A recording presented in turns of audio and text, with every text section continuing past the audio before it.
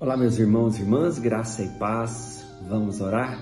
Que a bênção de Deus seja sobre a sua vida, sobre a nossa vida no dia de hoje, que o dia de hoje seja um dia de bênção, um dia de vitória, um dia onde a graça de Deus te fortaleça a superação, que a graça de Deus te dê uma perspectiva de mundo, do futuro, para que você não erre agora, né? Nós precisamos acertar agora para colhermos depois. Se você não é inscrito, inscreva-se, seja muito bem-vindo, compartilhe essa mensagem de maneira muito generosa. Sabia que você pode ser usado por Deus com isso, né? Encaminhando a mensagem certa para a pessoa certa, Deus vai usar esse seu gesto para alcançar pessoas. Em nome de Jesus, tá bom? Amém, amém, amém. Josué capítulo 3 é um texto clássico das Escrituras que toca esse assunto do agora e do futuro. Josué é a transição do período de peregrinação no deserto, é o final é o selo da libertação, e agora a conquista, o estabelecer da liberdade na terra prometida, na terra de Canaã. E quando eles estão para fazer isso, a liderança já não é mais de Moisés, a liderança é de Josué. Deus dá um comando. Os comandos de Deus precisam da nossa atenção. Amém. Os comandos de Deus demandam de nós entendimento e pegada e atitude. E aqui a palavra diz no capítulo 3, versículo 5, santificai-vos ou santifiquem-se, porque amanhã o Senhor fará maravilhas no meio de vós. Então, hoje é o trabalho do santificar, do consagrar, do ser separado. E amanhã é um mistério, né? O amanhã é o repousar nas promessas do Senhor. E as promessas do Senhor aqui usam adjetivos que ajudam a materializar, porque a promessa ainda não aconteceu, nós não adivinhamos o futuro. A profecia é um anunciar do que Deus deseja, dos planos de Deus, não é premonição do que vai acontecer. Mas a palavra que Josué usa é maravilhas.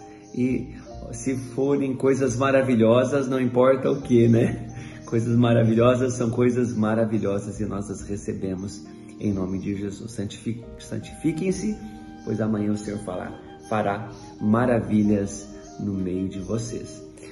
Agora, esta palavra, ela não termina, ela não é completa nesse versículo 5, capítulo 3 do livro de Josué.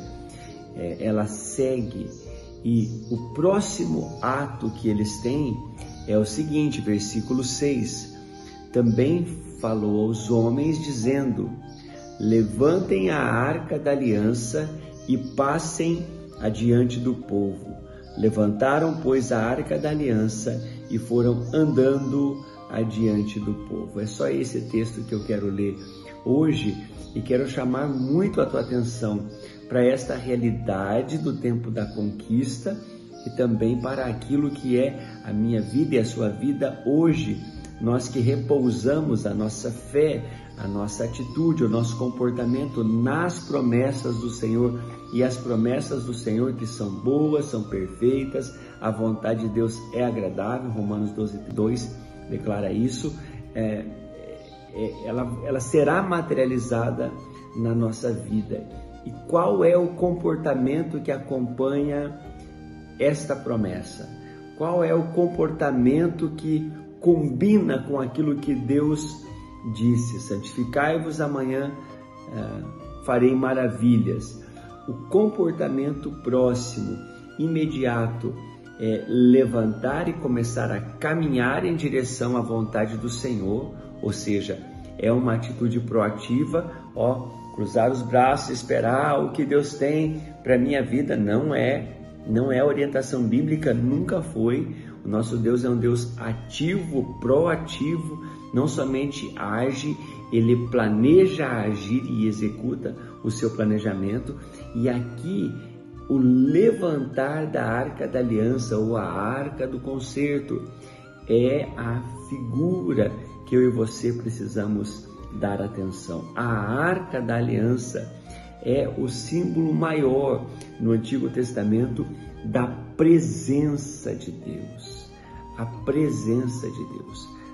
Aquele objeto que é uma caixa de madeira de acácia, tratado, lixado, revestido de ouro, a tampa dessa caixa que chama propiciatório, toda cheia de significado, de imagens ali.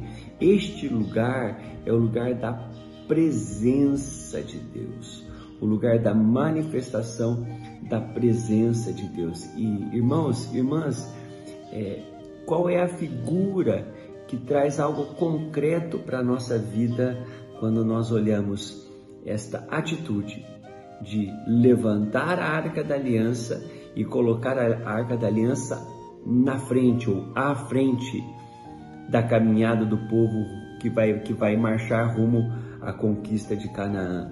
É que a presença de Deus, a pessoa de Deus, a voz de Deus, ela precisa ir à frente nos nossos projetos. Ela precisa estar na frente na nossa caminhada. A presença de Deus, ela precisa ser prioridade na nossa vida. Quando eu leio o Evangelho de Mateus, lá no capítulo 6, lá no versículo 31, eu encontro aquele clássico versículo, palavras que saíram da boca de Jesus, que dizem: buscai em primeiro lugar o reino de Deus e a sua justiça, e as demais coisas vos serão acrescentadas. E eu vejo nisso um comando muito claro. Deus precisa ir à frente, ser o primeiro. E a pergunta que eu faço para você é: como você vai materializar isso? Você vai precisar fazer isso de maneira concreta, porque quando eu ouço pessoas dizendo: Deus vem primeiro, primeiramente Deus, o Senhor à frente de tudo, isso significa pouca coisa, isso significa quase nada, porque você conhece alguém que fala e fala, mas não faz? Pois é, dizer que Deus está em primeiro e não priorizar o culto a Deus, dizer que Deus está em primeiro e não ler a palavra de Deus, dizer que Deus é em primeiro e todos os recursos que caem na minha mão é só para mim, nunca tem generosidade em direção a ninguém, nem a obra, nem a missão. Dizer que Deus está em primeiro e não ter tempo para Deus e para o seu trabalho é apenas falação.